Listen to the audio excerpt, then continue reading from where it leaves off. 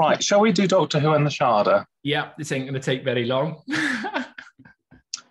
Are you sure? It will take us half an hour to list all the different versions. I thought it was another one of his chat-up lines.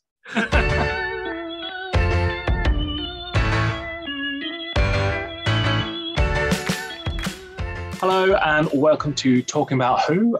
We have already digested season 17, but there was one story that we failed to tackle, and that is Shada. So it is getting its very own video, just one video. We're not going to come back and do 17 variants on this video. I'm Paul or P-Bal, and I'm joined by... Hello, I'm James. And hello, I'm Jason. So we didn't do Shada because it wasn't quite season 17, but I suppose it is season 17, but it didn't go out. Who's got a pre-scripted intro for us then? God, I expect Jason has. Oh, no, actually, I thought with your background, James, you might want to let this one go.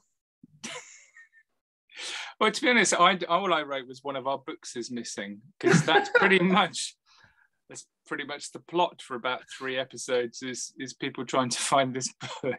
Yeah, it's let's start with the obviously this was supposed to be the last episode in the season. We've already talked about the season. We did have some really good scores for the season, some less so.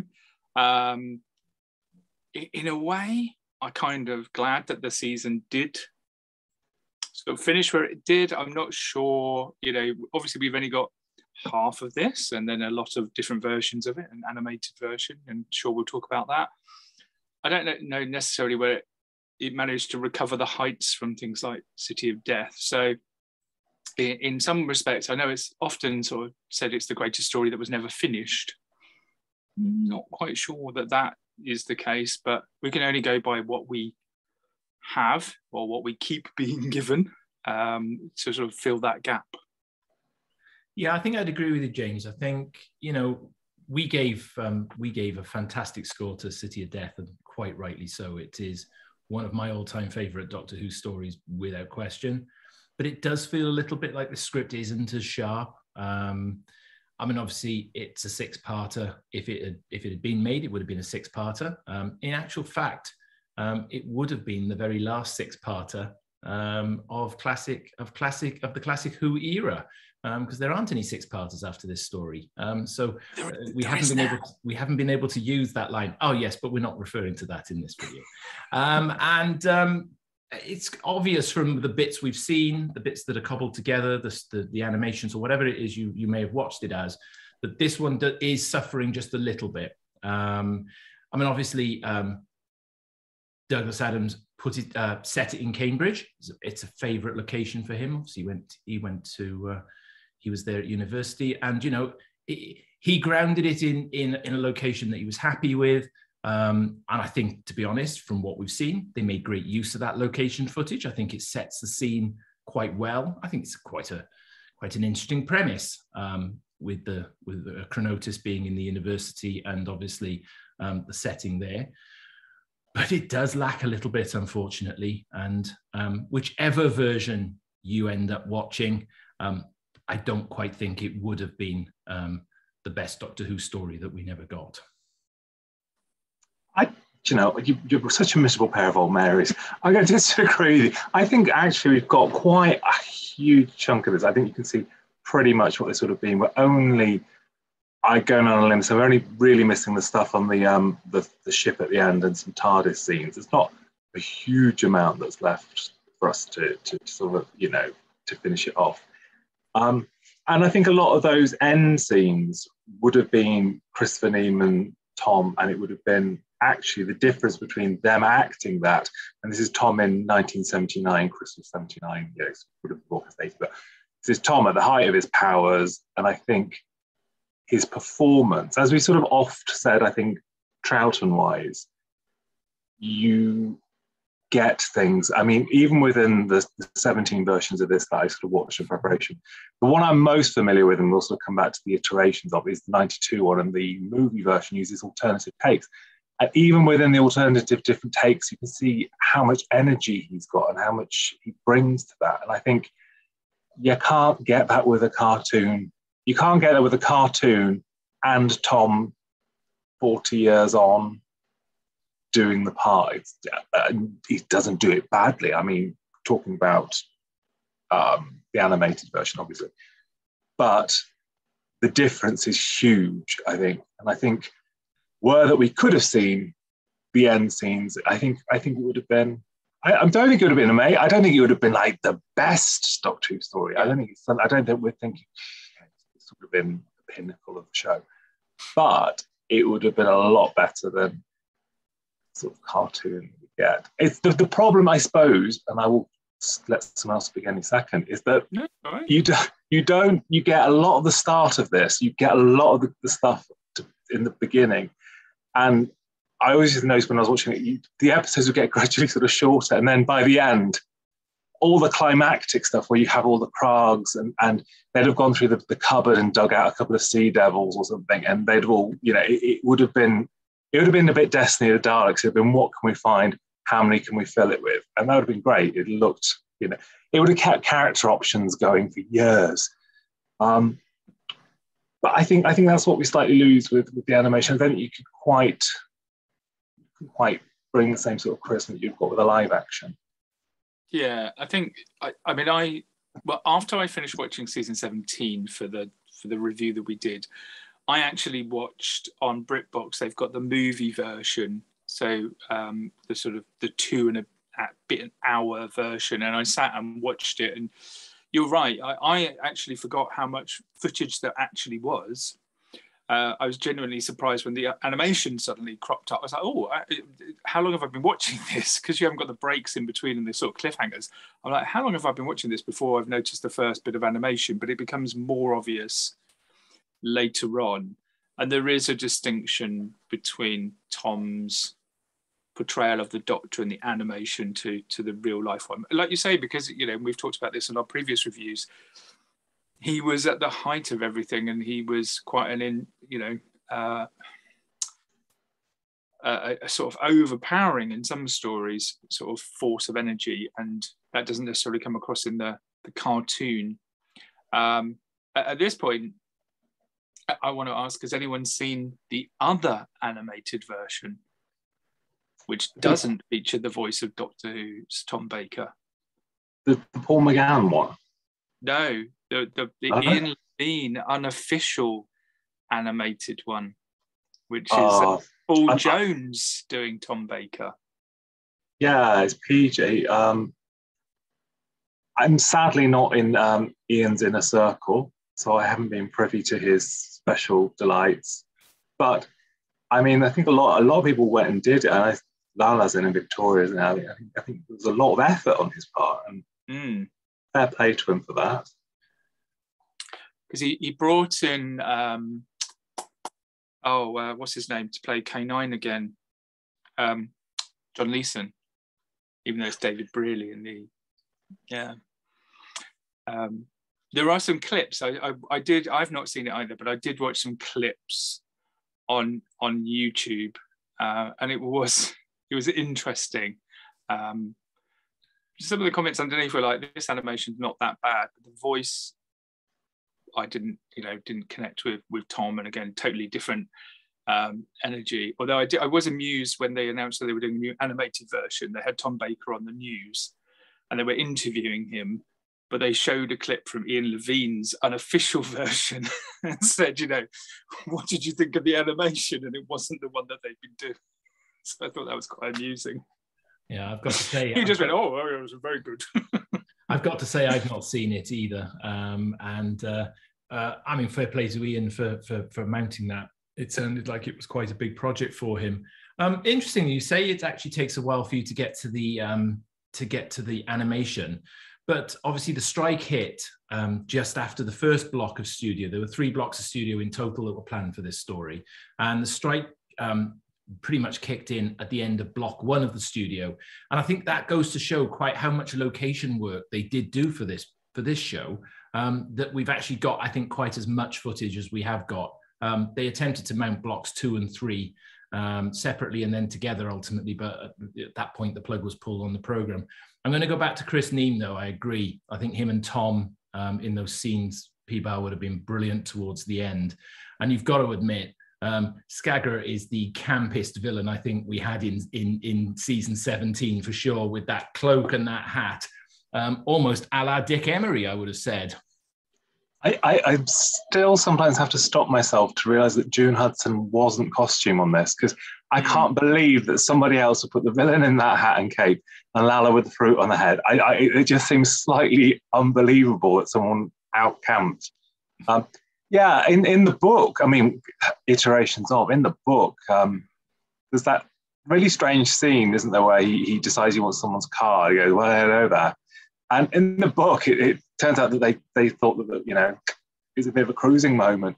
So the book's a little bit more adult than the TV show would have dared. Is that, again, that, I mean, it's another version? That's another version. And again, within the iterations of the versions, it's read on audio. It's read on audio as opposed to, you know, mind. It's read by Lalla, and it's a really good. It's a long. It's about 100 discs. It's a long. It's about 9, but yeah, Lalla reads it. And she's actually she's a really good narrator, and I really like her, Professor Chronotis. She does a fun old man, so to speak.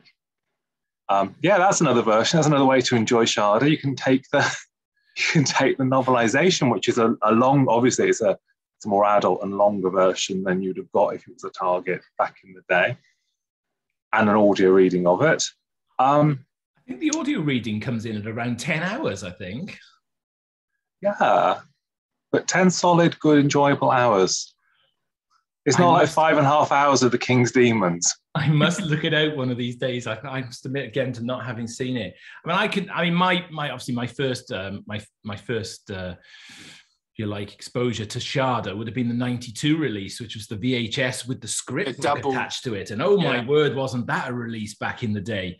And Tom was on great form actually in the linking narration in that one. They filmed it at MOMI in London, and you know, you can tell he's got a bit of a twinkle in his eye. He's really, you know, he's at peace with himself with being Doctor Who at this stage. And he does quite a good stick in the animation. And you don't see anything of him really for the first 3 episodes. And then he's actually pretty much talking you through the rest of it. But you know what? It was nice to see at least an attempt at Shada, even back then, before we've had all the many releases that have followed. You could almost say this was the pre-Hartnell Doctor of the releases of Shada, because it's the original. And I think it's, you know, it still stands well. I've watched, obviously we've got it on the box set here, and it's what we're, you know, the steel book that we're talking about here. And I think it's nice that they've rolled all these different releases together as best they can from the BBC release perspective, and also giving us that sort of Paul McGann as an extra in there as well. But yeah, it gave you a flavour for the story, I suppose, didn't it?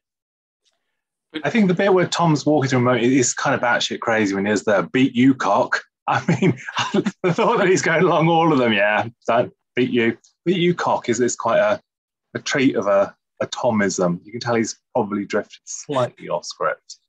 I mean, I suppose it'll be the same for everyone else, I guess. But my first sort of Shada is 5 Doctors, obviously, because it worked out well for them to do, that this didn't happen, because when Tom couldn't, it looks immaculate. It looks like it was the perfect thing to just drop in there, and then it looked, you know, you wouldn't unless you knew, you probably wouldn't be able to guess that wasn't what it was intended for. So I came to this on video the same way.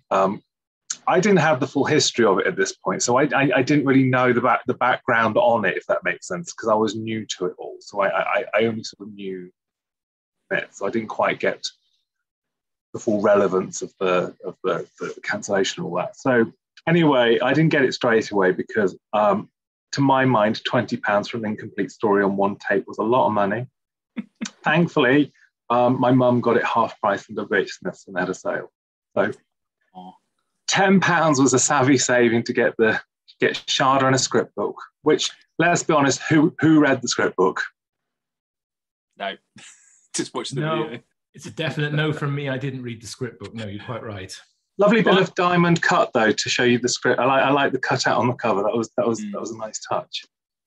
My first sort of thing, again, same as yourself, the Five Doctors, and then reading about it in the episode continuity guide, where they give you all the listings of all the episodes, and it was just Shada not finished or not televised. You're like, oh, okay.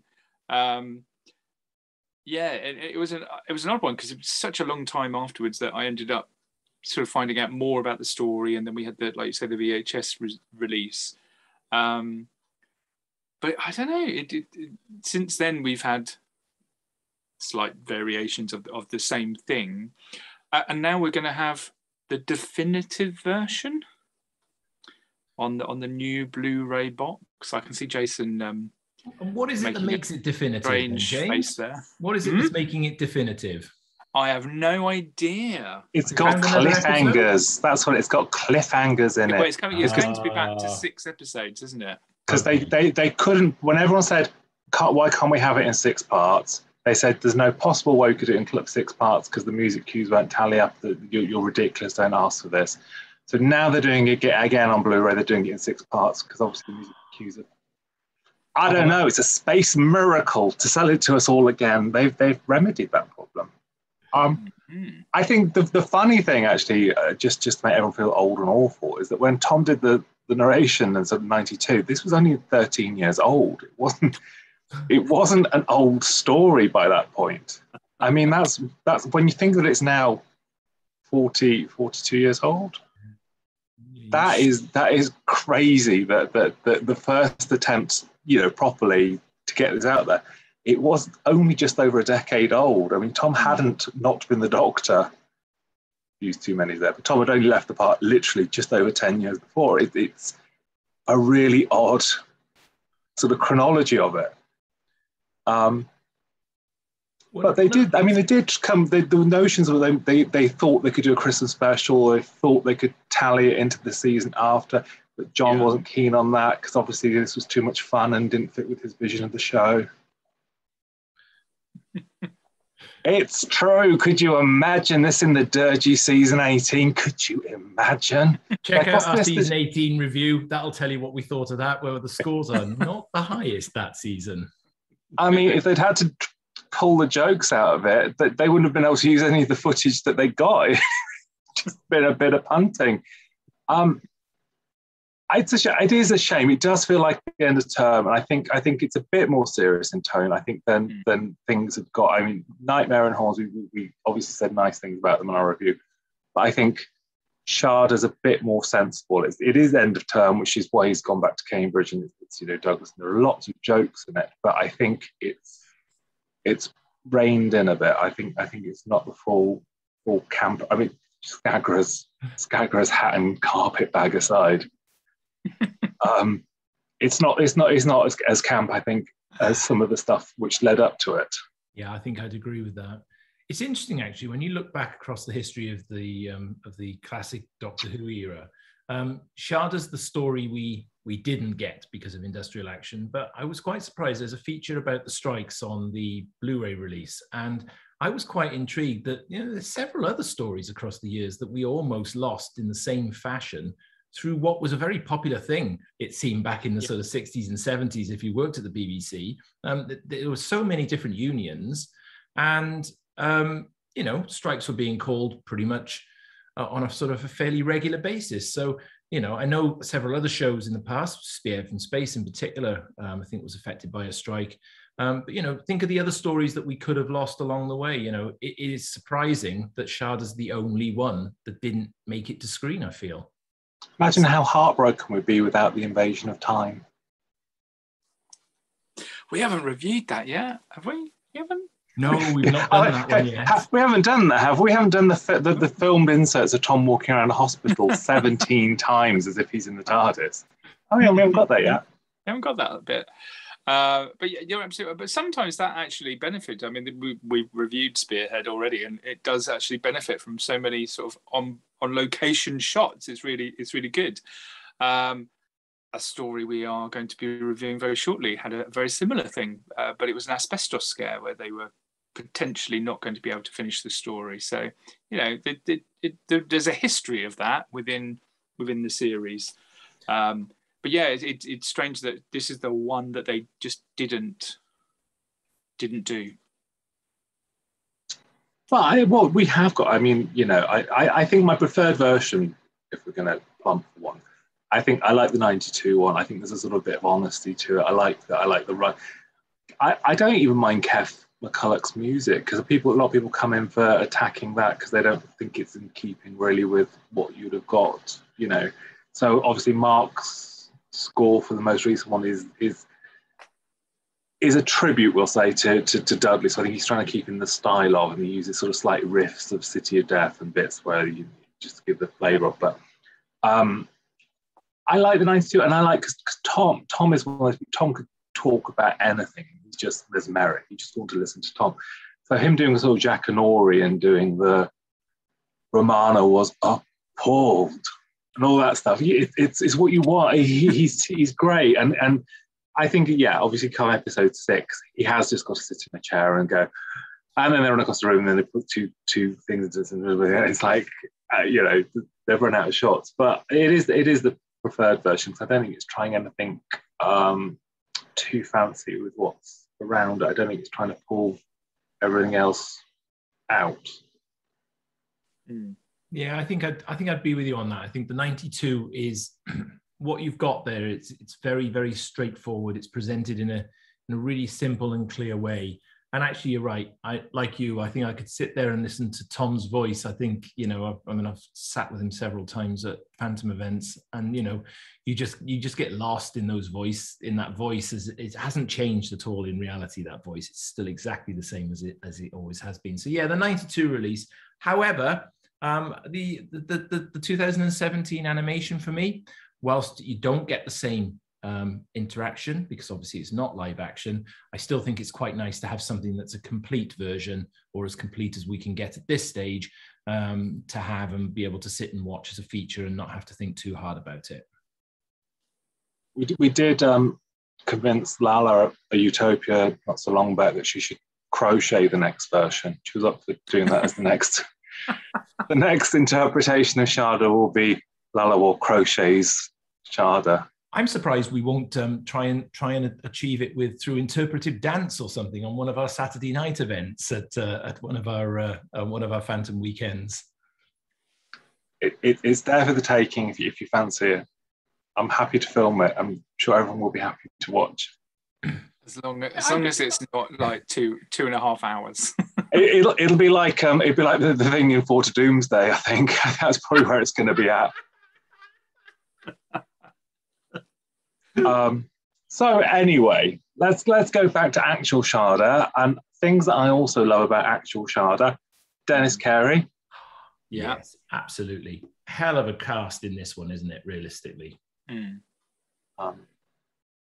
And the highlight is no, we've proffered further on that. It's nice because he does the great little old man thing, and then also then it turns out that he is the sort of villain of the piece, but not really the villain. Yeah, he's a bad guy, but a bad guy that's retired into being university life, so he's all right, which is it's redeemed.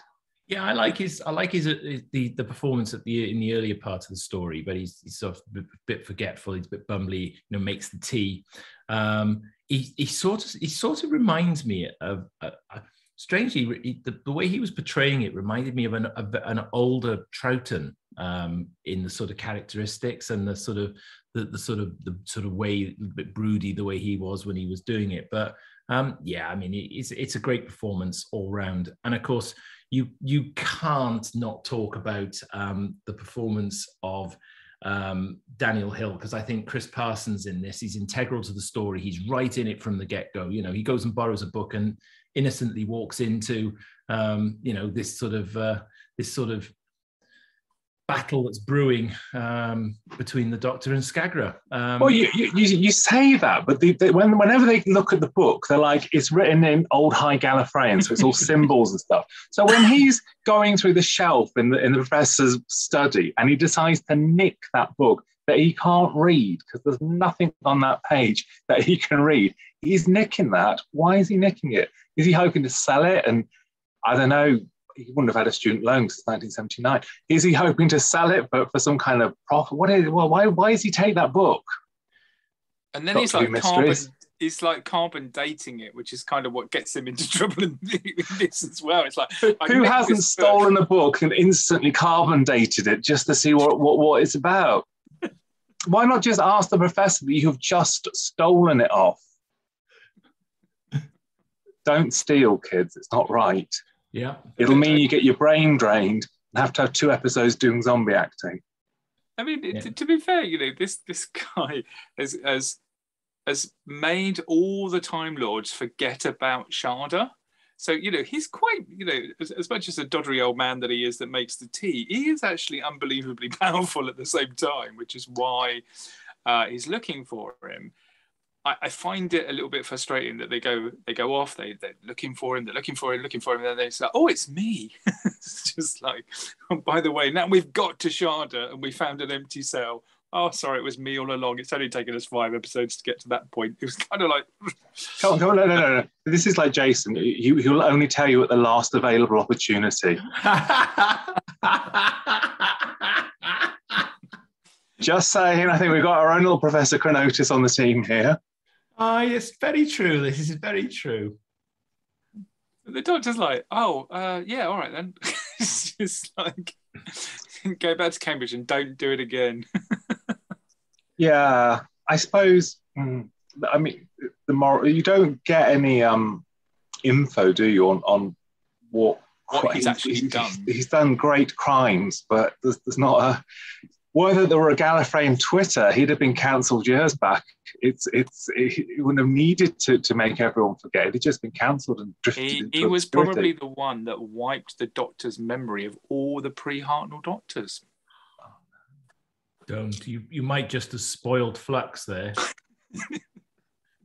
Oh no, if Shada's turning up in Flux, that could be what... Anyway, viewers that aren't following this, it's fine. Yeah.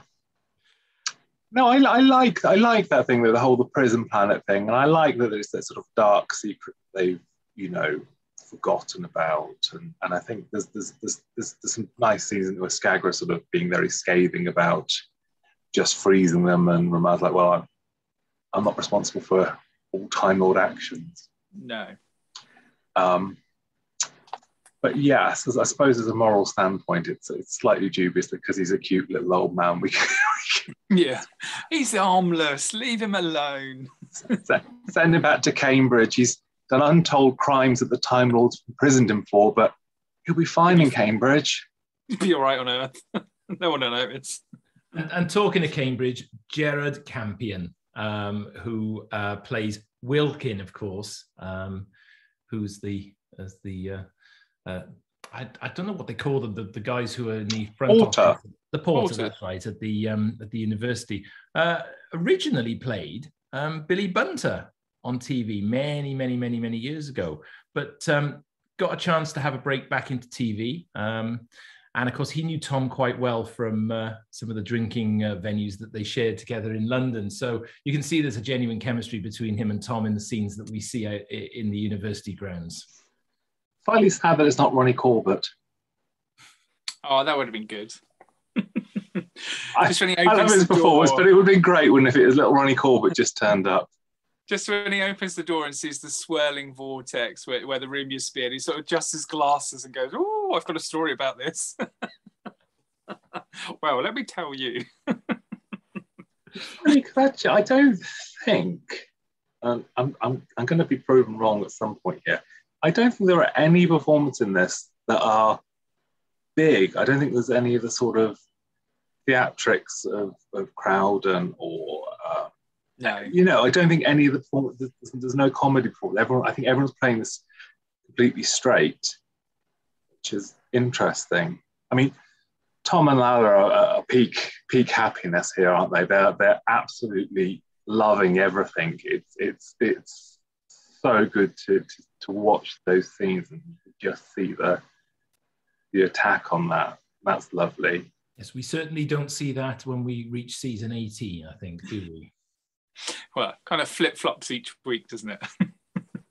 I was going to speak out of turn then about an anecdote, but I'm not going to do that. I'm not going to do that now.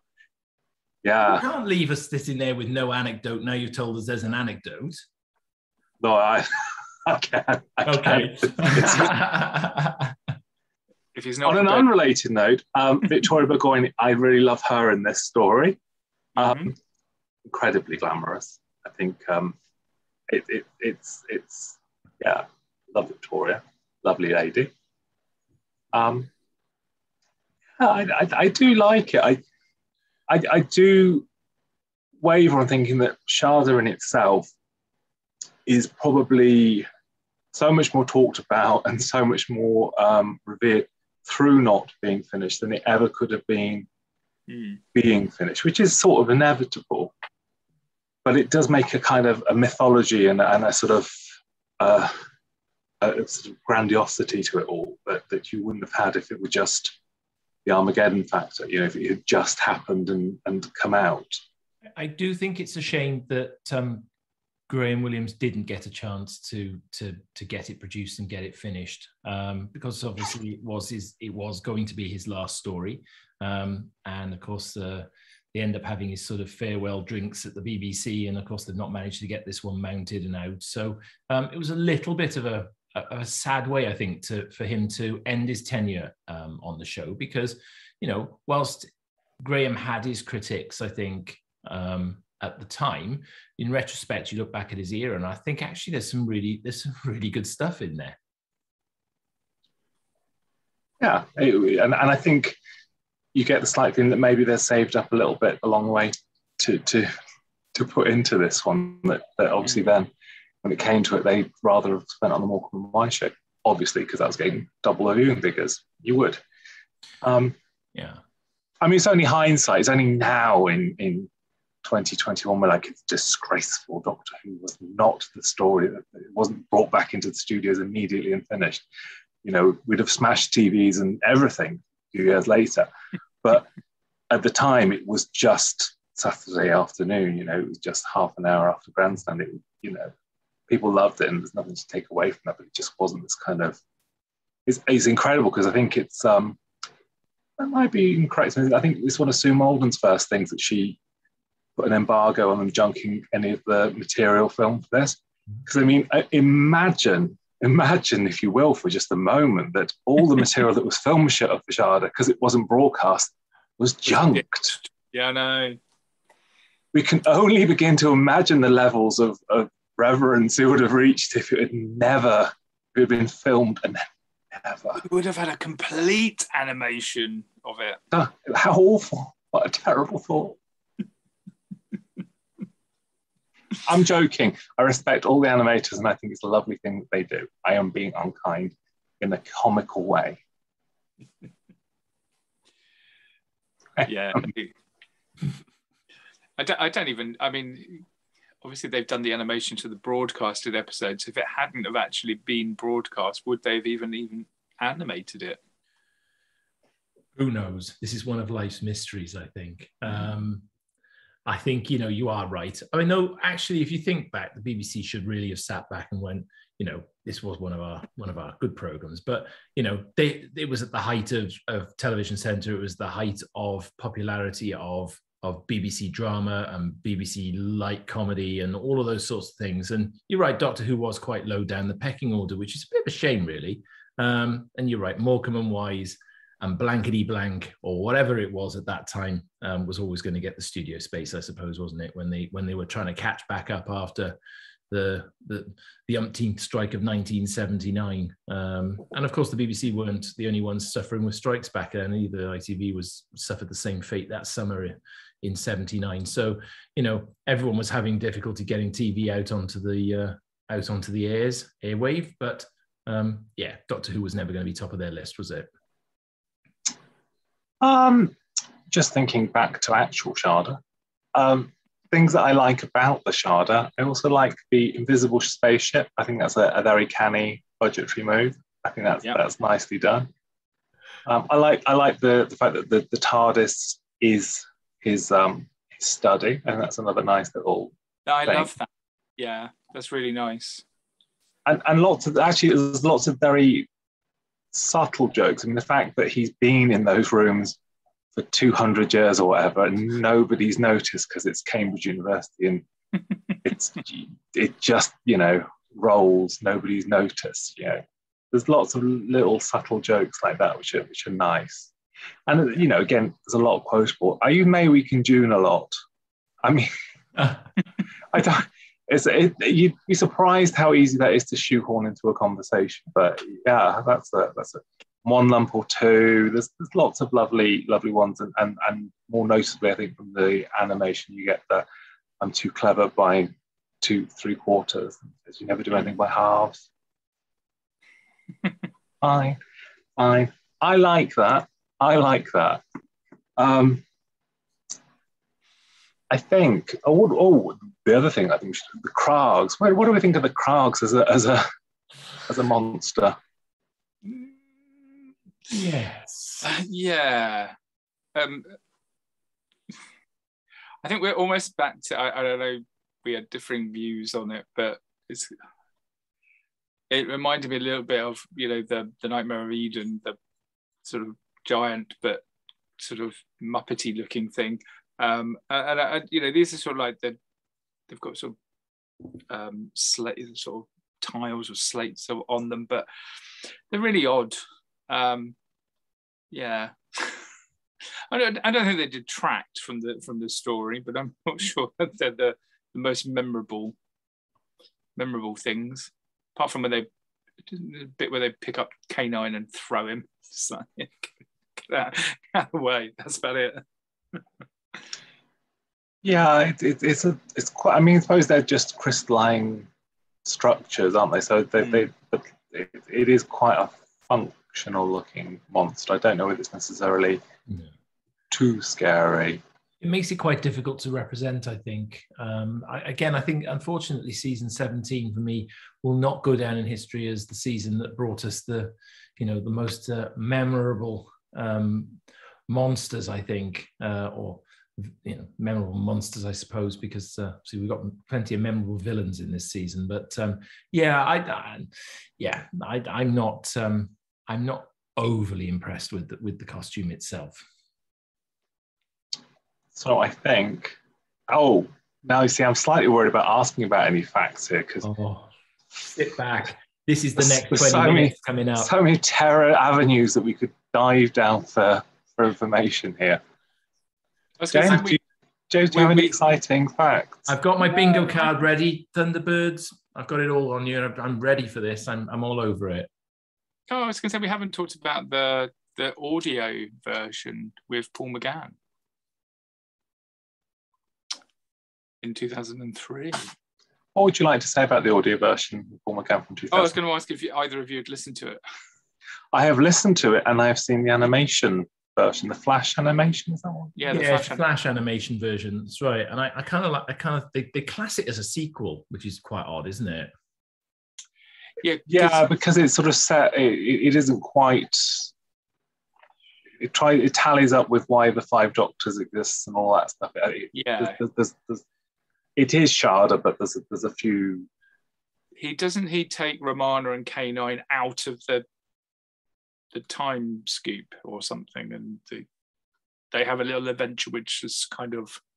He goes and picks him up from Gallifrey to find out what happened because he's forgotten and she's forgotten, and the story gets remembered that way, so it becomes a bit of a sequel. But it takes in some of the Big Finish chronology as well, I believe. Yes. And also, there's a guest appearance by Lady Penelope and the Hood, I think. Really?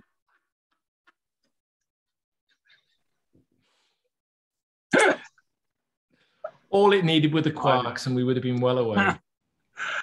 I can't believe that James was like, hey. No wonder he gets in trouble looking up information on the internet. If it's on the page, he's like, This is why I'm not allowed unsupervised, just in case I go, yeah, that must be true. But are there any stats that we've not covered, James? There's got to be one or two. You've covered everything. I mean, we've talked about my research looked at all the different versions. Like you say, there are so many alliterations of them, so many just slightly different. And we've covered all of those. So no, I didn't have any additional Shada facts. Okay, so I mean, we're gonna have to do scores not based on individual versions, on Shada as a whole. Who wants to give it a score first? Okay, I'll go first then. So, see, having seen a number of different versions of this, but I'll go with the full version and the animation version, I suppose, as the one that I've been able to sit and watch and digest the story. So, as I said at the start of this, it's that Douglas's script is not as sharp as his City of Death contribution. However, I think the story's got quite a lot of positives going for it. It's got Cambridge is a great location. I think there's a great premise underneath here. Dives a little bit into some more Gallifreyan mythology without getting overly heavy with it. The monsters themselves are a little bit forgettable, as I've already said. But I think there's a good story in here. And at 6 episodes, would it have been too long? Well, we don't really know. But I like it. It's a great cast. Some great little comedy moments in there. So for me, Shada's going to get a solid 7. A solid 7. I felt time running backwards as you were surmising. That's a reference to the ancient and worshipful lore of Gallifrey. I know. It can only help my scoring, though, can't it? I thought Jason was going to start opening a book, and eventually we get to the last page, and that would be the score. No, he's too fearful that we'll carbon date him. James, how many points are you awarding Doctor Who and the Shada? So Shada as a whole, so all the different versions. I'm going to add into that sort of the myth around it, the stories, the intrigue, and and the prospect that we're still not yet to the definitive version. In 20 years' time, we might have another version of it. But on the whole, I think the story, the right elements that I do like, and which we've called out. It's not the best story of what would have been the end of season 17, but I did give it a 7.5, and and I think had they managed to do all of it, might have scored a little bit higher. But I think on the whole, everything that's happened since it was first started, I'm going to give it 7.5. 7.5. I like it. I wouldn't say it was necessarily the best of the season. I like a lot of elements of it. It's difficult with anything where it's not complete or you're reliant on alternative versions or books, novels, animations, flash animations, whatever. But yeah, I like it. I gave Shada. I hate to do the same as Jason. I gave it 7. Oh. Which gives Shada 21.5. So I'm not the stingy one today. No, you're not. I think that's a very reasonable score out of 30. And would have placed reasonably well, I think, in our overall season 17 listings. I can only advise viewers go back to our summation and have a check where it came, because I can't remember what the scores were for that. I'm afraid it's been too long. It certainly wouldn't have been the top score. But don't spoil it. But I wouldn't want to give any spoilers out. Well, thank you very much, gentlemen, for tackling Shada. A pleasure as always. Yeah, absolutely. It doesn't want to leave Jason. It's like, go on, James, try again. I have to animate myself just so I can. There we go. Yes, it's been a pleasure. Oh, he's like Chris Parsons in the middle of the two heads, isn't it? Because usually it's the picture of the three of them. Yeah, thank you very much, everyone. Like, subscribe, and join us again very soon. Bye-bye. Bye.